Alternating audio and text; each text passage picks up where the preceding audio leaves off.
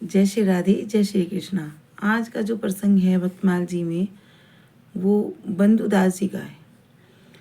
ये भगवान जगन्नाथ जी का स्वरूप का चिंतन करते थे और इनको कहने को तो ये संसार की दृष्टि में एक भिखारी थे, तो भीख मांगकर सबसे और निर्वाह करते थे।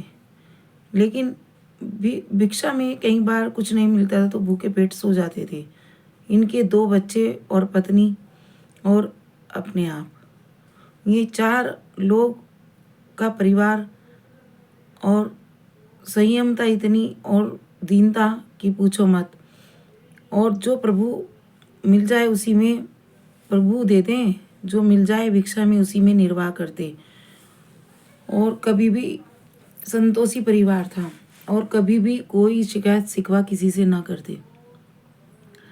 एक बार क्या होता है कि बंधु जी कहते हैं अपनी पत्नी से कि जब उन्हें उस देश में कुछ भी ना मिला और भूखे पेट कई दिन तक उन्हें सोना पड़ा, तो उन्होंने अपनी पत्नी से कहा कि देखो, तुम अगर बुरा ना मानो, यहाँ से 50 किलोमीटर यानी कि 5 दिन का पैदल यात्रा करनी पड़ेगी और मेरे सखा हैं और वो बहुत बड़े राजा हैं। अगर हम उनके पास जाएं तो वो बहुत मेरे से प्रेम करता है और वो मेरी सहायता जरूर करेगा। तो पत्नी ने कहा कि 5 दिन से हमने कुछ खाया नहीं है, पेट में कुछ है नहीं, तो 5 कदम भी चलना मुश्किल है। आप 5 दिन लगातार चलने की बात कर रहे हैं, लेकिन जब आपको विश्वास है अपने बच्चों के लिए तो हमें जाना ही पड़ेगा। चलिए हम कैसे भी करके चलते हैं। तो उन्होंने वो चल दिए और चलते चलते कहीं पानी मिल जाता, कुछ भिक्षा मिल जाती, उससे निर्वाह करते और चलते रहते। वो सीधे जगन्नाथपुरी पहुँचे।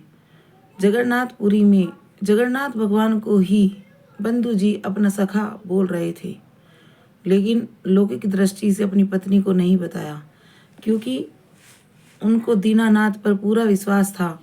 वो दीनों के ही तो नाथ हैं और मैं भी दीन हूँ और मेरे नाथ वो ही हैं। वो अवश्य हमारे ऊपर कृपा करेंगे और सहायता करेंगे, उनको पूरा विश्वास था।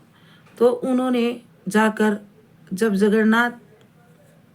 जगन्नाथ जी के सिंह द्वार पर मत्था टेका और दर्शन करे और मन ही मन बोले, प्रभु मुझे आप पर विश्वास है, लेकिन मेरी पत्नी को आप पर विश्वास जमाना है अभी, और वो बहुत अच्छी है, मेरे साथ अब तक कदम से कदम मिलाकर चल रही है, लेकिन आपका विश्वास ही उसे आगे मेरे साथ लेकर चलेगा। और आप प्रभु उसके विश्वास को ठेस मत पहुंचाना, और आप ऐसा कुछ करना कि मैंने आप अपना मित्र आपको कहा है, तो मित्र की जो कर्तव्य होता है आप निभाना, और मेरी पत्नी को जिससे कि ये विश्वास हो जाए और उसका विश्वास ना टूटे। और वो मत्था टेक कर जाकर जगन्नाथ जी के मंदिर के पीछे, जहाँ से रसोई से झूठे जो बर्तन होते थे उनका जो फैन निकलता था, यानी कि झूठन का पानी आता था, उस वाले नाले के पास जाकर बैठ गए और वो पीकर देखो अपनी पत्नी से और बच्चों से बोले, देखो हमारा भाग्य कितना उदय हुआ है। इस शीत प्रसाद के लिए दुनिया तरसती है और हमें मेरे मित्र के यहाँ, देखो मेरे मित्र के यहाँ क्या व्यवस्था है कि उसने ये शीत प्रसाद के लिए अकेले हमें ही पीछे भेजा है। कहकर उन्होंने खूब जी भरकर वो फैन पिया, यानी कि झूठन का पानी पिया, और वो शीत प्रसाद समझकर पेट भर लिया और सो गए।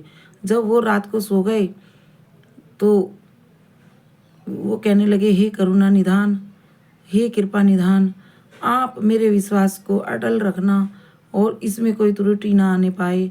मैं अपने लिए नहीं, लेकिन मेरी पत्नी और बच्चों को आप पर विश्वास होना चाहिए। मेरा क्या है प्रभु, मैं तो आपका ही हूँ, आप मेरे हो, मैं आपका हूँ।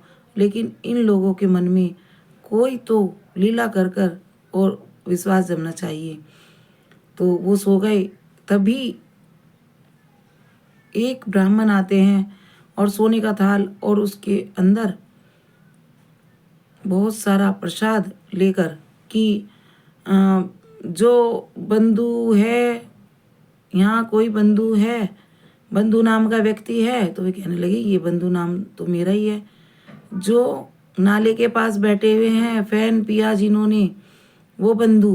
तो कहने लगे अरे ये तो मैं ही हूँ। तब उन्हें विश्वास हुआ और पत्नी को भी, और उठे हाँ मैं। तो उन्होंने कहा ये लो, जगन्नाथ ने तुम्हारे लिए, तुम्हारे मित्र जगन्नाथ ने तुम्हारे लिए ये प्रसाद भेजा है। और उन्होंने सोने का थाल लेकर और प्रसाद जी भर कर पाया और उसको कह रहे ये थाल, कह रहे रख देना और इसमें सुबह हम ले जाएंगे।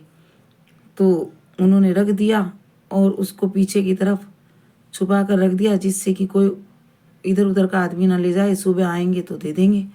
इतने में शोर मच गया कि भंडार में सोने का थाल नहीं है प्रभु का। तो सबने देखा, सबने पूछा आपस में एक दूसरे ने, क्या हम तो सेवा करते हैं, हम क्यों चुराएंगे। उन्होंने ऐसा करके देखा तो वो ढूंढते ढूंढते बंधु जी के पास आए और बंधु जी को कहने लगे अरे ये सोने का थाल तुम चुरा कर लाए हो। उन्हें खूब मारने लगे। तब उन्होंने कहा हे प्रभु, आप, मेरा विश्वास अटल है और अटल ही रहेगा, लेकिन आप ये जो लीला कर रहे हैं इससे मेरी पत्नी को कष्ट होगा और उसका विश्वास खत्म हो जाएगा। तब जगन्नाथ जी ने वहाँ के राजा को सौंपन दिया कि तुमने मेरे मित्र बंधु को इतनी पिटाई करवाई है, जाओ और तुम उसको बचाओ। और उस सोने के थाल को मैं लेकर आया था प्रसाद में और मैंने खुद उसको दिया था, वो चोर कहाँ का हुआ, और तुम जाओ उनसे माफ़ी मांगो। और आज के बाद राजकोष का जो भी उत्तराधिकारी होगा बंधु जी होंगे और उसके बाद उनके परिवार के होंगे। तो आज राजा गया और उन्होंने पैरों में पड़कर माफ़ी मांगी। जब जनता ने ये देखा कि राजा माफ़ी मांग रहा है तो सारी जो जनता थी वो